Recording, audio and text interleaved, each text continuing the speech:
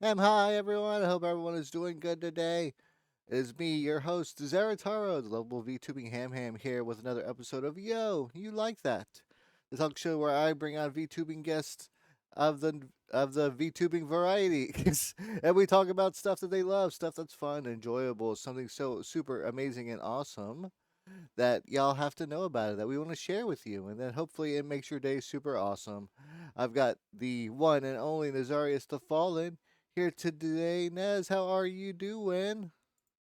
We're just having a chill, dark, and brooding day as usual here in Mr. The Fallen's realm. Is it raining? We're in the Fallen realm.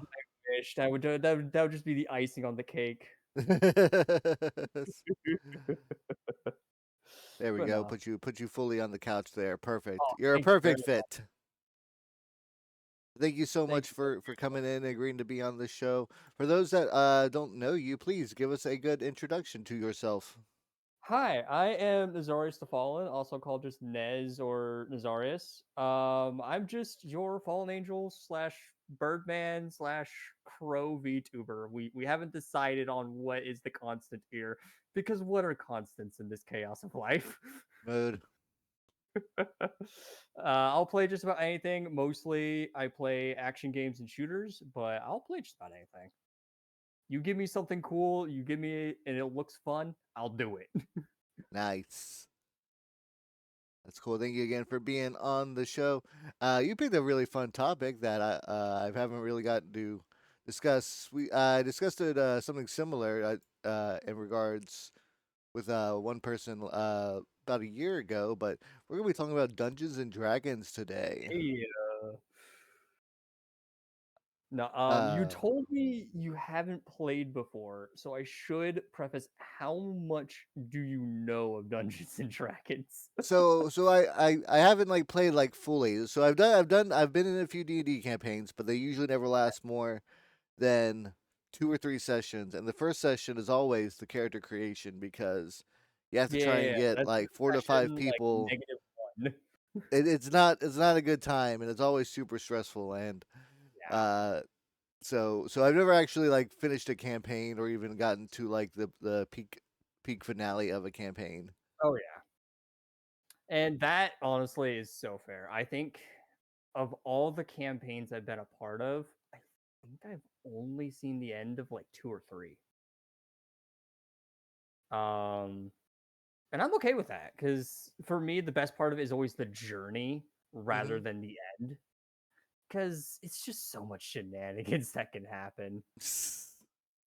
That's good. Shenanigans are a good time. Oh yeah, it's just a bundle of friends, a bag of Doritos, and what kind of mayhem can we cause? How much can we make the DM question their life choices? Very, very true. When did you first learn about Dungeons and Dragons?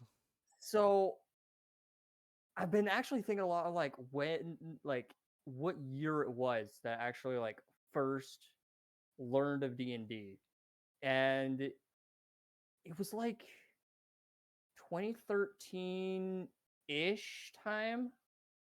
One of my best friends I'd grown up with, I still know very well today. Um, he had randomly like come up and talk to me, and he's like, "Hey, are you busy this and this weekend?" And I'm like, "No, why? What's going on? Your parents need me to help with something?"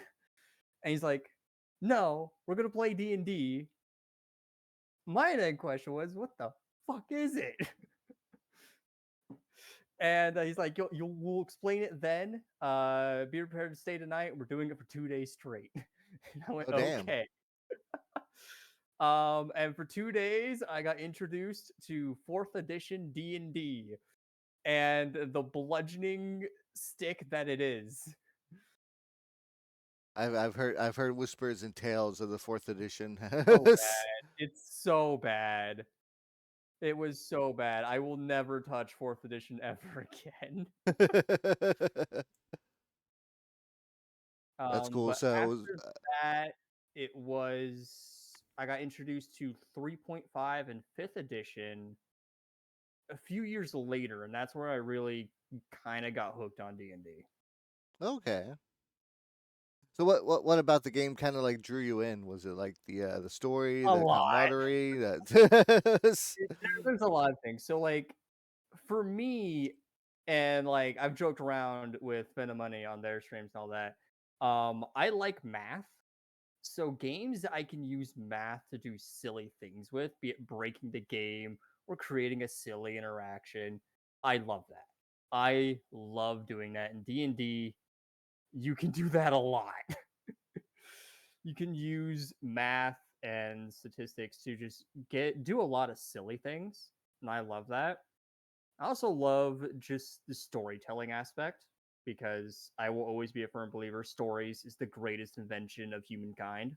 hmm Um, so it's a mix of both of those with just a bunch of friends and a fuck it we ball attitude that Okay, is we just ball. peak cinema. It's peak enjoyment for me. Okay, I like that. Good overall experiences all around. Oh yeah. Of course, so long as we don't have the rogue trying to just steal everything and just be a nuisance. Be a nuisance. We're trying to do a job. Stop stealing from the people we're getting jobs quest Just from. stop being edgy and broody. And we know your like parents were killed, but that doesn't mean you steal from the orphanage. Those orphanages don't need food. No, They why can just would work harder in the you? mines. No, why would So they do that? when you played, were your things more freeform, or did y'all use like the books for like The book. pre-made journeys? So it's one of those where, in my experience, it doesn't matter which you start because it is ultimately dependent on you and the DM. So, Hmm. like the first D&D character I ever made was in fifth edition, and it was a Greek themed campaign that used the books more loosely. Hmm. Um, and it was a very much fuck it, we ball. We're gonna do some silly shit. Okay. I was a like barbarian warrior from Sparta whose excuse for having a low intelligence was he'd suffered a few too many concussions. And you know, it was just that. It was my first time playing D&D, so I messed up on a lot of things, but everyone was cool with it. It created some funny stories. Cool. I like that. Very positive experiences. Oh yeah. I And that's remember just it. I Books was are given kind of the role of just trying to a be a they're a DM. guideline. I was given the role once of trying to be a DM, and the people I was DMing for, they were just like so obnoxious. Like they couldn't handle the fact that there would be someone stronger than them in the area, like a town guard or something, to stop them from just like playing like Elder Scrolls Oblivion and just like murdering a townsperson. Bro, which is so fair. Like that's where like it really comes down to knowing your players because I've also had the curse of being a DM. I don't want to call it misfortune because sometimes it's great. Um, but you really need to make sure that like the crew is going in, not just that you've laid down the groundwork for what they should expect, but that they're also jumping in with an open mind of, hey, I'm not coming in to just be Dovahkiin, destroyer of worlds at level 1. Nah, you're level 1, dude. You are barely stronger than a peasant. Exactly, and that was always hard to like kind of like tell people, but it also took me a while to understand too. One of my experiences with a D&D session, it was a lot more like normal, and it was going well. But then we came across a goblin cave, and of course I'm like, oh, okay, I can fight goblins, but not really understanding the difference between like level one tabletop RPG and level one and say like Final Fantasy. Yeah. Yeah, it's a very big thing. And I'm gonna make the joke. Cue in episode 1 of Goblin Slayer. Yeah, no. Once I watched like episode one of Goblin Slayer, I had a much better understanding. Like, oh yeah, Oh yeah, this is almost yeah. exactly No, what happened. Like, we just got murderized. level 1 in like an RPG is like you're already level 5 in a D&D campaign. You've already like there's already some backstory there. You're a pre-established character. You can do things. Yeah, All right. You're not Mr. Hey, I just learned a few things. And I can take on the world. time to go kill God. Yep.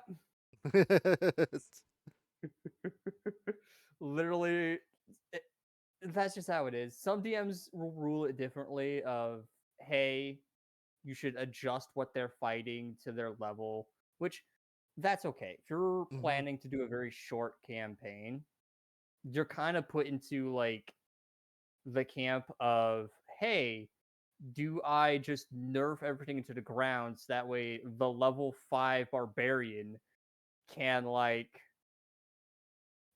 suplex from orbit a god into the earth and sea and kill them? Or do we keep it as it should? Very fair. It's a tough line to have, and there's no real answer. There really No, isn't.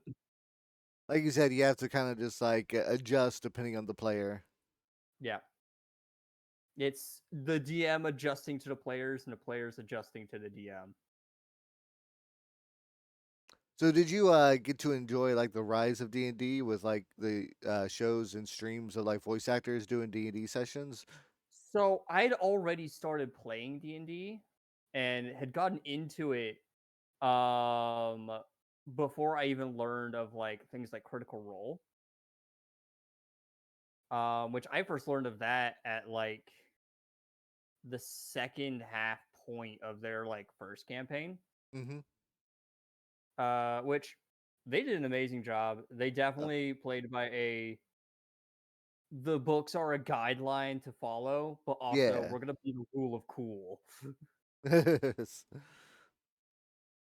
And it shows a lot in their campaigns that they are a heavily rule of cool kind of crew that uses the books as a guideline.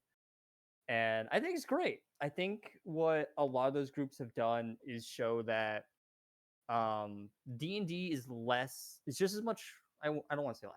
It's just as much about the adventure as it is just having a silly time with your friends. For Like the sure. Yeah, first no, like full campaign I did, it was 3.5. I was a Azamar Paladin. And if you've played 3.5, when you're a special race like an Azamar, which is a like divine heaven touched human being that has its own race, mm-hmm. comes with a thing called a level adjustment where you are treated a little differently from level up to level up because you come with special powers. Um, and we didn't know how that worked, and it led to me having some lower stats and all that than the rest of the crew, and I didn't mind really. I didn't care because I was having fun. Did I die a lot in that campaign? Yeah, but that's what resurrection scrolls and clerics are for. Carry his corpse to the church. We need a resurrection. Oh my goodness, that happened so many times. There was one where like I didn't know what this big like black and purple glowing massive sphere was. The barbarian touched it, suddenly disappeared. I went, gotta save the barbarian. Goes and touches it, learns it's a sphere of annihilation. just pop. Pop, I no longer exist. I don't feel so good, Captain. Just turns to dust in front of him. Yeah, pretty much. That was the experience, and I just had fun. It was one of those. It was the running gag of that campaign of was I going to die this time or not? And I was for it. It was just fun all around. Nice. I like that. Have you done any like streams with D&D? No, and it's not that I couldn't or that I'm against it fully. It is that the crew I play D&D with, we are an in-person crew, Oh, okay. and I don't want to put their private lives on blast.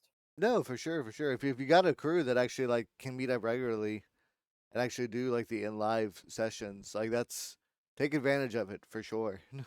Oh yeah.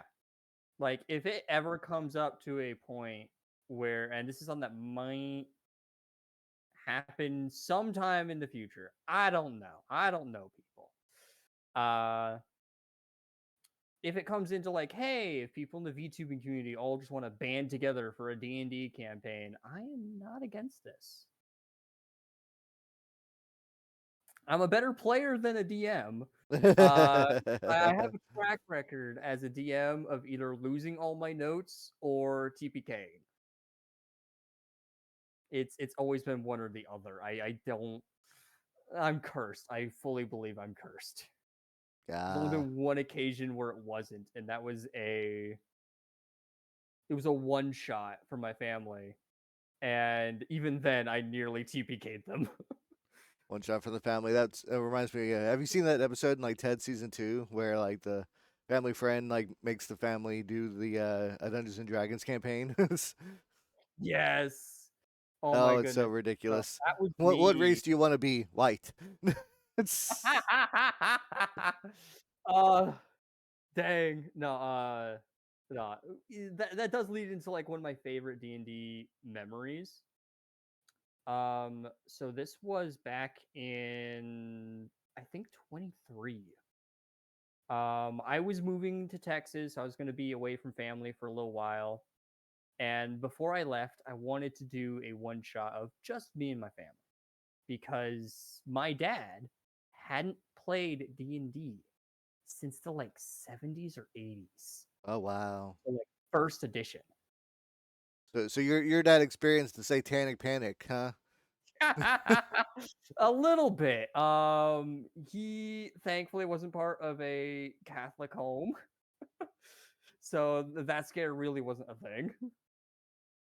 Are you summoning the But devil down there? Mom, we're just playing D&D. no, my grandmother was and still is one of the kindest souls I've ever met. I don't think there's a single mean, angry, or even annoyed bone in her body.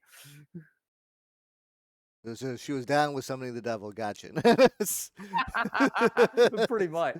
But it was so good. And it was great for him because I got to introduce my brother and his wife to D&D. I got to um bring back some of my dad's childhood for him, which was so good because he's I like that. a machinist and mechanical engineer, Oh wow. and he'd surprised me. So he rolled in as an auto gnome, which are these like 3 foot tall robots, and at work he had literally grabbed some scrap material and built his own miniature.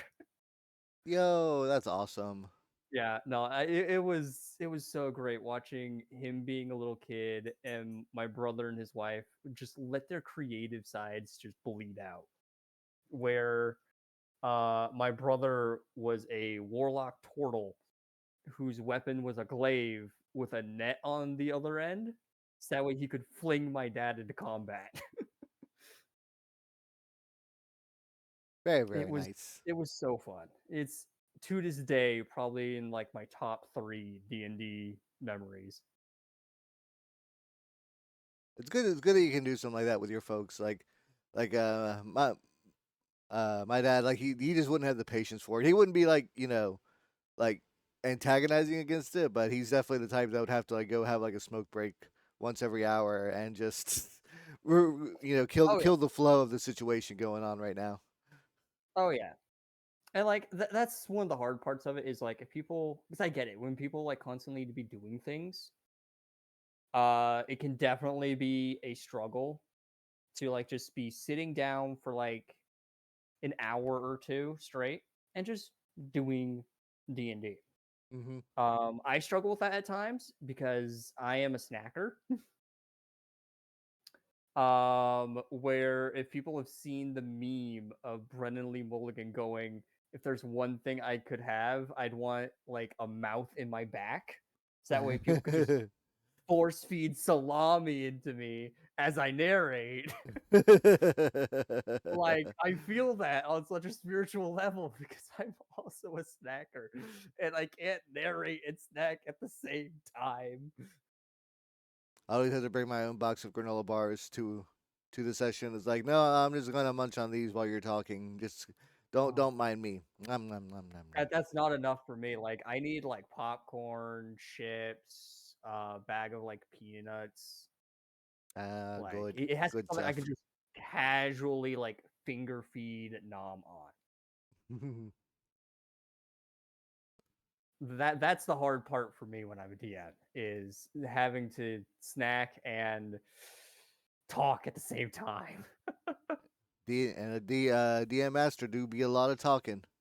Oh yes, you are the narrator of the story. You are not the core of the story. This is something I had to tell a new DM actually a few months ago.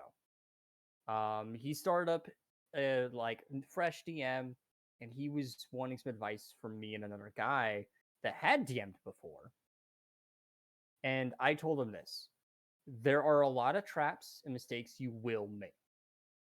The most important one not to fall into is you are not the storyteller. You are the narrator of the story. Hmm. The story is the players. They decide what to do, they'll make their choices. You are simply providing them the world and situation. And you just roll with it from there. But my well crafted narrative, or what's the term uh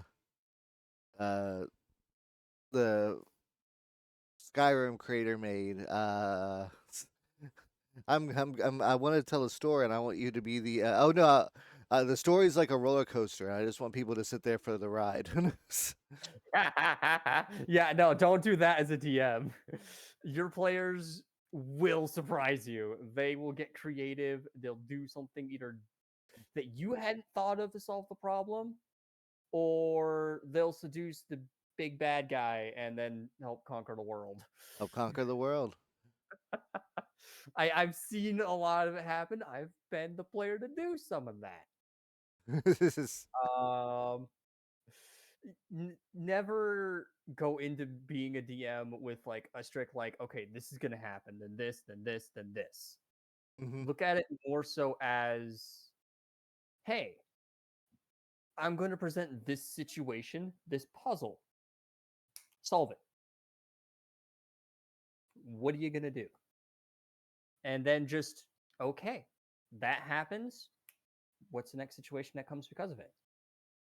That's being the narrator. You're not yeah. giving them a this step, this step, this step. It's how do you do this? How do you solve this? This is what's going on around you. What do you want to do? And that's the best advice anyone could give you about being a DM. You will make mistakes as a DM. God, do I know that? I've made so many mistakes as a DM, as a player. You're gonna make mistakes. Never go in thinking you're going to not make mistakes. You can read the Dungeons Master Guide, Monster Manual, and all the player handbooks you want 100 times. You will make a mistake. You can actually see on YouTube and Twitch and all that in live time Matt Mercer and Brennan Lee Mulligan not knowing the answers to things. Give me 1 second. I gotta look it up, or I gotta actually think. I actually have to create something on the spot. Give me one moment. Yeah. No, that happens to even the most experienced and seasoned DMs. It's gonna happen. So just be ready to pivot and improv it. That's Exactly. the beauty of D&D. A Is a lot of improvisation, a lot of public speaking. Being a DM is stressful, but it is a lot of fun. oh yeah, when you get a good crew and just funny things can happen, it's an amazing experience, both for you and the players. Um, on the other side of that, though, understand when your players give you a warning, don't challenge them. I had a DM do that for me once, and it was one of the few times I've been an evil character. I made him regret it a little bit. Oh no. um, You see, I was raised by engineers, so I understand enough on physics and engineering that when you make me an artificer, I could do some silly shit. um, yeah, I was then banned from that DM from ever being an artificer ever again But because then one of he, my but you answers taught him a to lesson that day. yeah no because on three separate occasions I solved a problem through mass destruction and engineering that he didn't think I'd do, such as nearly one-shotting an adult red dragon at level 12 with a railgun. Yeah, at that point I'm banned from it. I love it. I love it. Hey, I was told be the OP motherfucker. I went and was OP motherfucker for a little bit. When it comes to D&D, they have a whole bunch of different kind of like video games made of them. Um, you have like the Baldur's Gate, Mhm. Neverwinter Nights. Yeah. Um, not exclusively D&D, but like the Divinity games. Are there Yeah, any those are that you've very played heavily that you like? I've played Divinity Original Sin 2 a little bit. I never got very far in it. I have played Baldur's Gate 3. And I think it does a lot of them do a very good job. And with how D&D is, you can make just about any game from it. It can be sci-fi, it can be modern, it can be fantasy. The world is your oyster for that. Hmm. Um, so it's something that I think is very good. And Baldur's Gate is a great way of showing like, hey, how silly can it get? I I I do struggle at times playing those games by myself because like I like having a strict like this to do. Hmm. So there's a lot of times I miss side content because I'm like, oh, I got this objective. Okay, I got this and this. Okay, let's go do this. And I just miss like 2/3 of the game because I just like, cool, objective, let's go. I'm kind of with you there. Sometimes the openness of those games, like they expect you to talk to like so many like specific people. I'm like, nope, no time to talk to NPCs. I got a quest to do. Yeah, yeah. And sometimes like in Baldur's Gate 3, I'm a lot better about it than others, where like they get you really invested in some of the characters and like, oh hey, you want to participate in their story. A great distinction on that for me was Baldur's Gate and Skyrim. Hmm. Where Skyrim, I gave absolutely zero shits about most of the game because it's like I go do thing.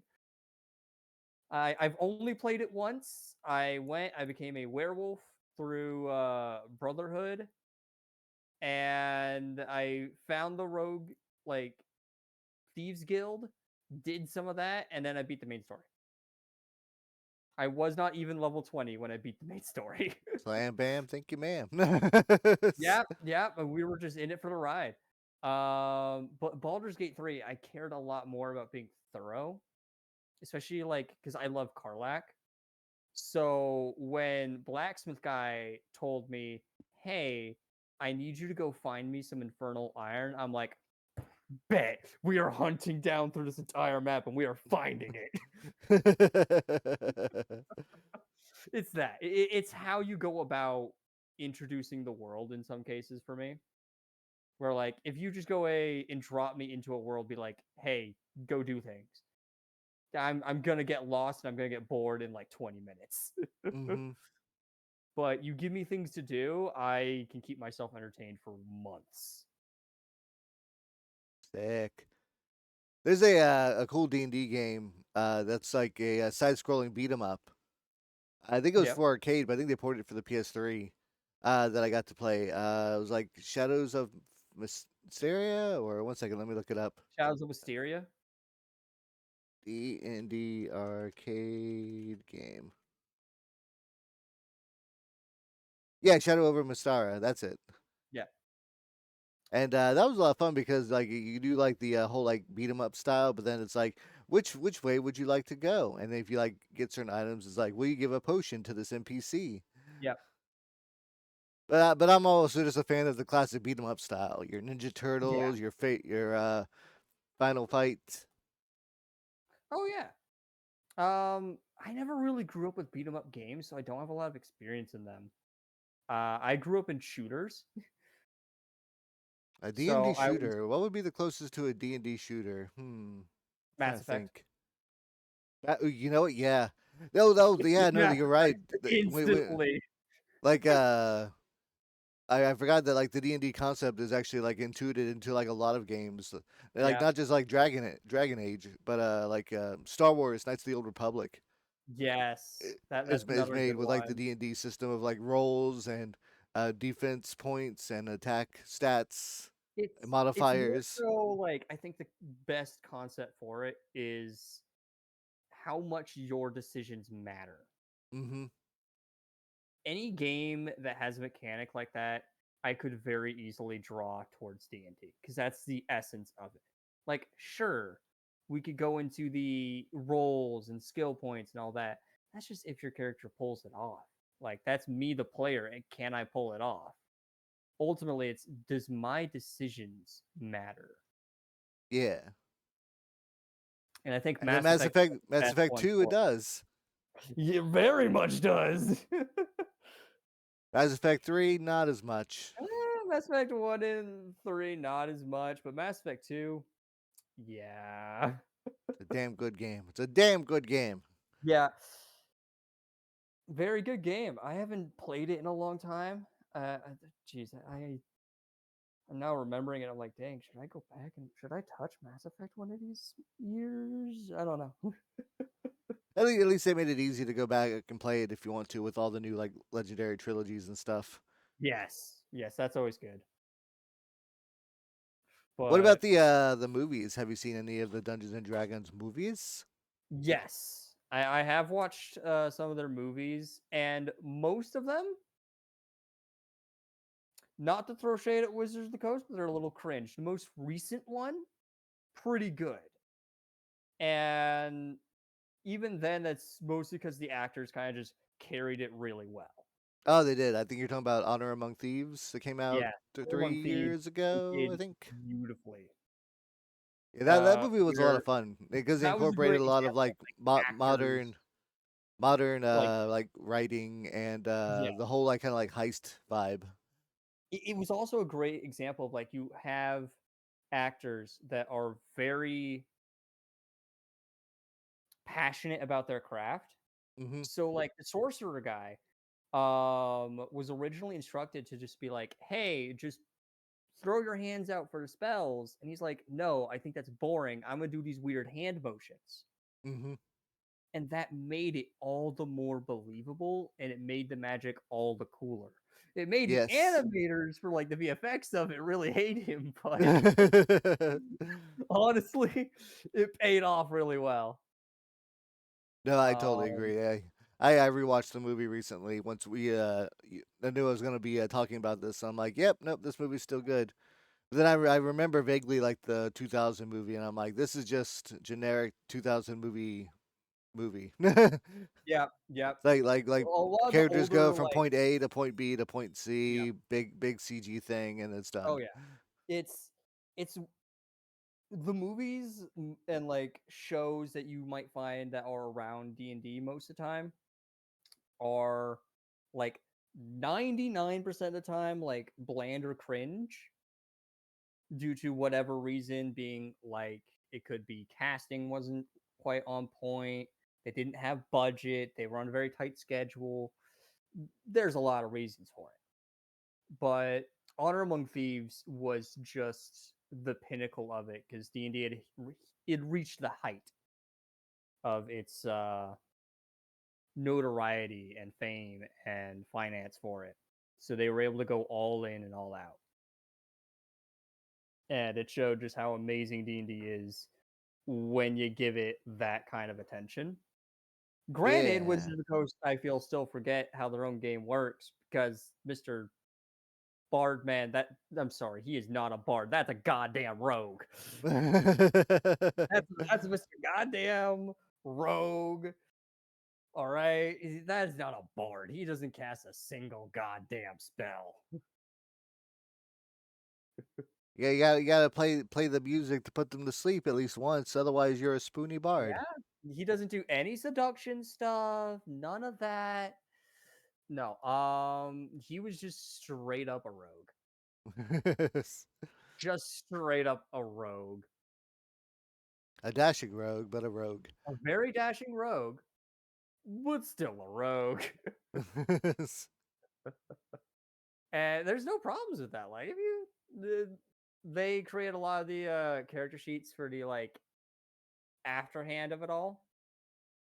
And it was one of those where like, hey, a lot of them made sense. That one really didn't. But that's okay. That's okay. We go by the rule of cool. And then you have like the Dungeons and Dragons Saturday morning cartoon show where it's like wizards handing out abilities and someone gets the ability acrobat or the job acrobat. Don't even get me started with that. Oh my goodness. But I mean, if I was given the job acrobat, I would just jump into walls the whole time. It's like, oh, look at you me know go what? I'll up, trump it. Be a monk. You be a you monk. get that job at level 1. Just be a monk. Do be a cool shit. much simpler life. Yeah. Be a monk where not only are you good at just doing dope monk acrobatic shit, you'll punch a guy 20 times in one turn and then deny him his turn. Denied. Because why not? A lot more fun. A lot more effective. But yeah, But Wizards of the Coast, you brought them up earlier, but man, does it feel like they just don't understand their product whenever they try and like do things with D&D. it's it's a weird one. So like on one hand, I don't agree with some of it. On the other, I know why they push towards some of it. So like when it came to like 1 D&D, I can understand the not want to be like D&D 6th edition because that's just going to get old. Get old. Okay, you want to spice. Buy the 20 new 6th edition books, please. Yeah. And the other part of it is just D&D for Wizards of the Coast not very profitable. No, not as The much as main they would thing that hope. like all you need from Wizards of the Coast to do a D&D campaign is just the books. And Yeah. that's a one-time purchase. Only one person in the group needs them, and that's it.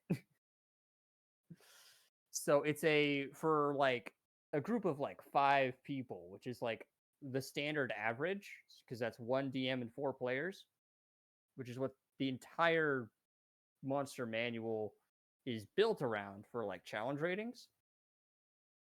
Bro, that's 4 other customers you're losing out on. Mm-hmm. So I can understand why they've made some of the decisions they have. That doesn't mean I agree with them. Yeah. It's one of those. I understand why, 'cause you're trying to grow as a company, you're trying to survive as a company, especially in like the corporate business world of America. Understand it. Again, you should pay attention to your audience and be tread lightly and carefully. But it's just the reality of as it is sometimes. There will be things I like that they do, things I don't like that they do. And like with 1D&D as an example, I like the distinction of primal magic for the druid Yeah. because explaining magic in D&D has always been very difficult because prior to 1 D&D, you only had arcane and divine. The difference being arcane is more so, hey, I'm understanding the fabric of the world and I'm changing it like a Yeah. wizard. Divine is I'm receiving this magic and power from a great entity and I am using that to do things like a cleric. Yeah. Druid is neither of these. So, yeah, it's one of those of like sometimes having that extra distinction is a great thing that they do. But it's just one of those sometimes it's any time you're going into like any kind of media where it's you're dealing with people playing it or whatnot, there's going to be things people like, things people don't like. It's the same for like Overwatch or Marvel Rivals. Every balance patch, there's going to be things you do like and then things you don't like. Very true. I have an Just idea how Wizards of the Coast can make a whole bunch of money. Mhm, All right, take D&D and then mhm, combine it with that whole thing in Magic the Gathering where they're like getting a whole bunch of different franchises. Like here's a mhm. Doctor Who D&D book. Here's a Ninja Turtles D&D book. Here's Here's a the thing, they've already been beat to that. oh, they have. Oh well, damn. Yep. All right. Well, I'm out of ideas. Their own community did it before they did. Oh well, okay. Well, And that then they explains a made it lot. free. And then they made it free. The last thing the Wizards of the Coast wants you to say.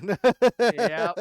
Like a great example of this is I have access to a 5th edition version of D&D for Star Wars.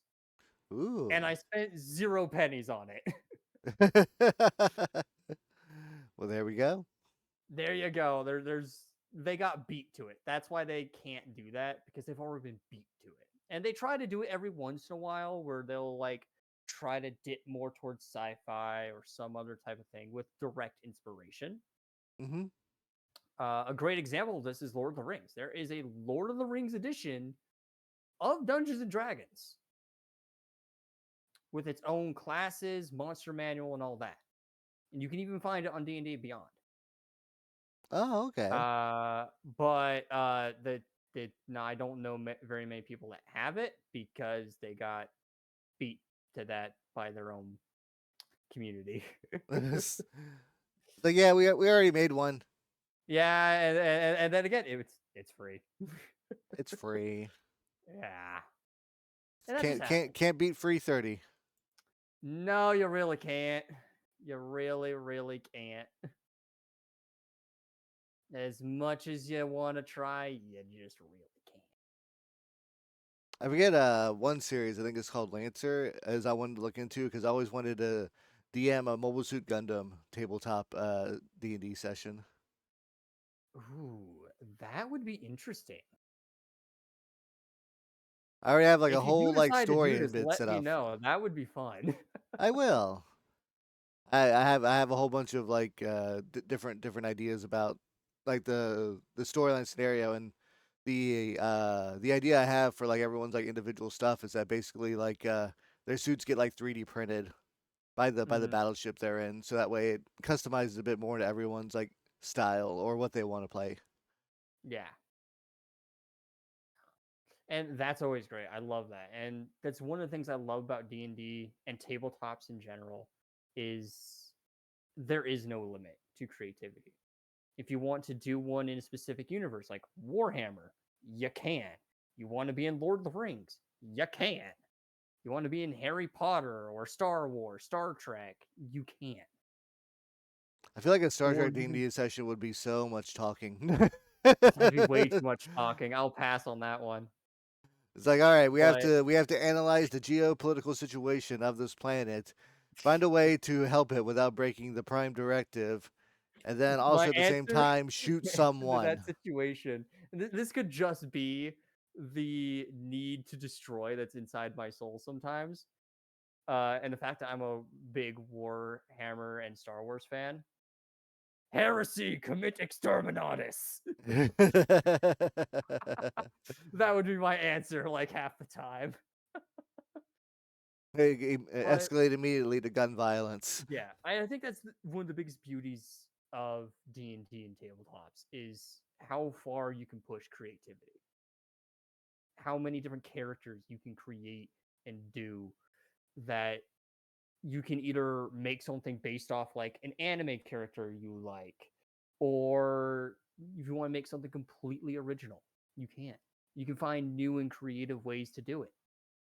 Um, like right now, I'm in like the like early character like thought processes for a character for 3.5 right now. And 3.5 is a lot different than fifth. I prefer it over fifth, but it's not as simple as fifth. And the plan I have right now is I'm going to go a rogue wizard multi-class. Ooh. And 3.5 doesn't have subclasses, it has prestige classes. Yeah. And I'm going towards one that's called Arcane Trickster, which there's 10 levels of that.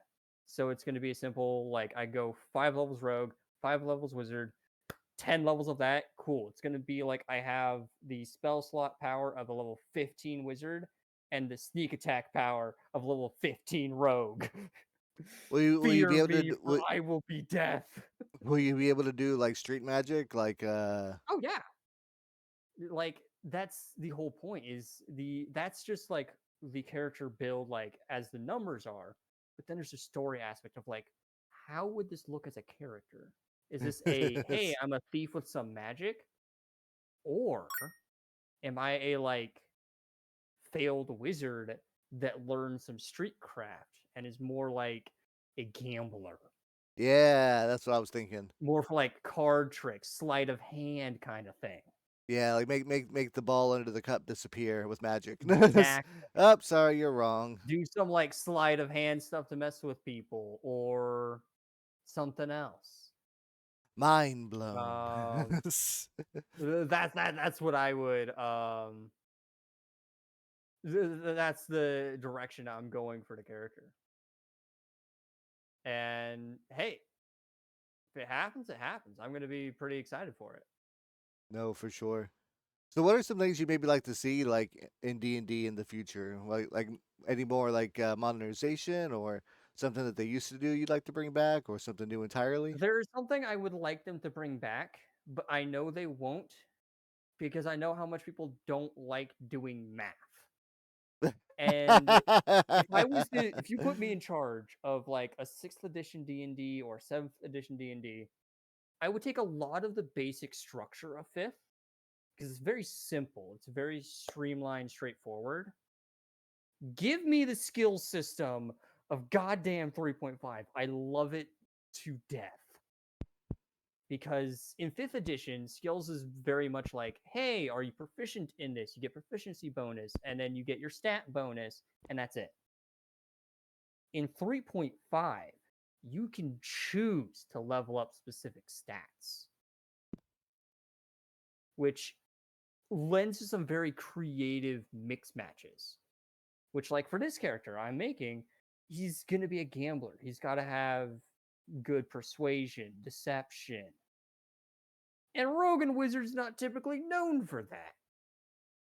But I don't need to have a high charisma. I can just level up those skills, and then I'll have it. Oh, I gotcha. Yeah. It allows for more like creativity and mischief in it. It also allowed for bigger numbers, which I think was one of the main reasons they didn't do it.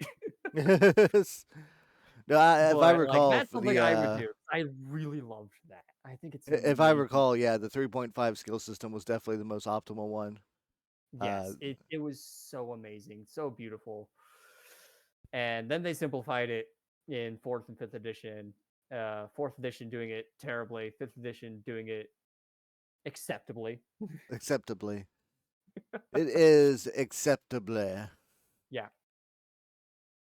Like that's what ultimately I think the best thing Wizards of the Coast could do is take 3.5, take 5th edition, look at the best that the people say of both, and put them together. Okay? Where like 3.5 people love the skill system, they also really like the prestige class system. But then Yeah.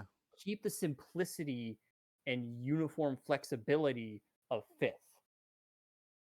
and then boom, you got something amazing. That's one thing I like about the first Final Fantasy, which is very much based kind of like off of D&D campaign. Yeah. How the original like NES version, like you would cap out at 20, and then you'd have to get your prestige classes. Yep. So like warrior would become like knight, thief would become ninja, stuff like that. Yeah. And later Final Fantasy games maintain that. Like one that I was playing earlier, is Final Fantasy 14.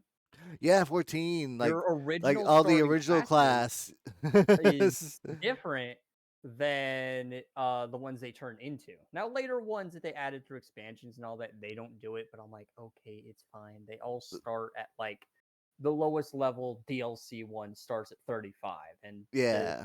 class change happened at 30. Okay. I remember I'm running willing into to someone forgive very it. stubborn that they wanted to be or a lancer, but not a dragoon. It's like, no, Yeah. just, just become the dragoon. I know you're being stubborn, but just it's very important for the rest of the game. Also, you get to meet Estinian early. Yes. Yes. Oh my goodness. But no. And I always love that. I like the prestige system. I like the skills from that, and I like the control I have over it. Bring back more And where I control. can push it to do things that normally you wouldn't expect. No, I like that. Um, I think that would be a good benefit for players if they brought yeah, that back going forward. yeah. And that'd be great for if they did. Ultimately, though, I don't think there's a whole lot Wizards of the Coast can do because, and this is mostly the hole they dug for themselves by sticking with fifth edition for so long. Um, that they've kind of just fifth edition is just where it's stuck. Hmm. None of the editions after it are gonna have an easy time taking off because fifth edition was there for so long. Yeah. And with how simple and uniformed it is, it's really hard to go on from there. Very, very true. Um, so they've kind of just dug their hole there.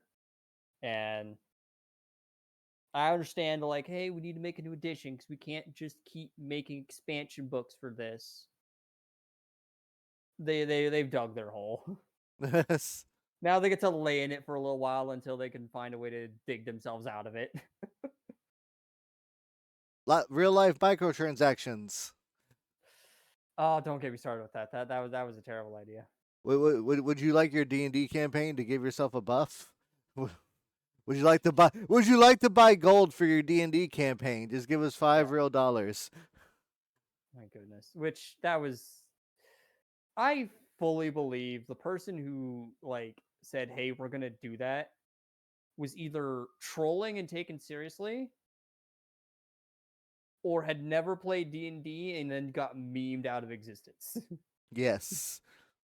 It's one of those two, and like the pessimist of me believes the second, the optimist of me believes the first. We're like either one could be true. All right, so we are at the point where we can take a question from the audience. Audience, if you have a question for me or Nez about D&D or just about anything in general, feel free to throw it into the chat.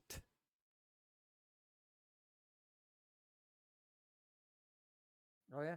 In How the meantime, we'll crazy go ahead and answer start do a you want to character give sheet. the veteran D&D player? Uh, but top 5 favorite classes. Fuck, Hmm. Josiah, that's a hard one. Can we do top 3? That'll be a bit easier. Well, here's the thing. Here's the thing. Okay, it's not that it's impossible to answer. It's that I have to go into the reasoning for them. Um, fuck. I'm gonna lie. I think I'm a my big fan fifth, of Monk. my monk is a very fun one. But it's not in my top 5. The easy ones that don't hit top 5 for me is Ranger, Bard, and it's a tough one for the third one that would never make it, but probably Monk. And that's just because like Ranger, okay, cool. 5th edition did Ranger so horribly. And 3.5, it's not much better really. It's just without favored terrain, all that, but anything Mm-hmm. Ranger can do, Rogue can also do, and Rogue is just better. That's the sad reality of Ranger. I'm sorry, Ranger, but anything you can do, someone else can do better. I'm sorry. Didn't Ranger used to have like animal buddies? Yeah, which is something that Druid could also do, but Oh have more of them. yeah. They can also do animals. Poor Ranger. Yeah, poor Ranger. Like, great concept. I love it because you're going for like the whole like Ranger of the North, Aragorn, animal companion, wanderer of the world, and then you just get outdone by everyone else. um, okay. My favorite ones depend on what I'm going for. If I'm wanting for a very back and forth with the DM story, my favorite one is going to be Warlock. Okay. Because there's a deal there. And there's so much you can do with that. There is so much you can do with that. And just not just in like what you make a deal with, but the details of the deal. How did it happen? Why did it happen? What are the details? What's the end result? What do they want? What do I want? There is so much to explore there that I love it. That's good. And they're in the top 5 for me. Um Cleric will also be in a top 5 just because there's nothing you can't do with a cleric. All right? You could literally, and this has been memed about by the D&D community, you can get a party of 5 clerics, each one with a different subclass, call them the A-men, show up to Tiamat's lair, and then just bully her. It is so cleric is so OP because there's nothing it can't do. And again, it has one of those that, like, you have a special relation with another immensely powerful being, and how do you want to explore it? Paladin is also in there for it because while it's not always a specific being, it's how far can I go before I break my oath? Mm-hmm. And I think that's the beautiful part of Paladin. Like, if I had to pick a character in like comics or like a lot of modern culture that sums up Paladin, it's Batman. Ah. Because his entire thing, like with the Joker especially, how far can you push him before he breaks his code? And that's a lot of the best Batman stories. How And you close have is he? the literal Batman Paladin with Azrael, so the one that kind of Yeah, goes a little too crazy. yeah. And so those are a few of my favorites. I also really love Fighter. I think Fighter is very underrated for how powerful they are. Because as a melee fighter, I think the two best frontliners are Paladin and Fighter. The difference being Paladin, I want this one thing dealt with really well. Fighter, I want to kill 6 things in one turn. Fighter is just so good. It's never a bad class to multi-class into, even if it's just for 2 levels. And you get so much out of it. But a 5th. Probably Wizard. Because Wizard is in the same boat as Cleric. It just requires more thinking. Mm-hmm. Wizard is, hey, I'm going to start super weak. And then through hard work, through study, understanding, and most importantly, math, I will break your goddamn game. Yes, I'll do it. Don't dare me. There are wizard builds that make them more tanky or almost as tanky as a barbarian. and it's disgusting, and I love it. So I'd say those are my 5 most favorites. But all the classes, they have their place. Yeah, for sure.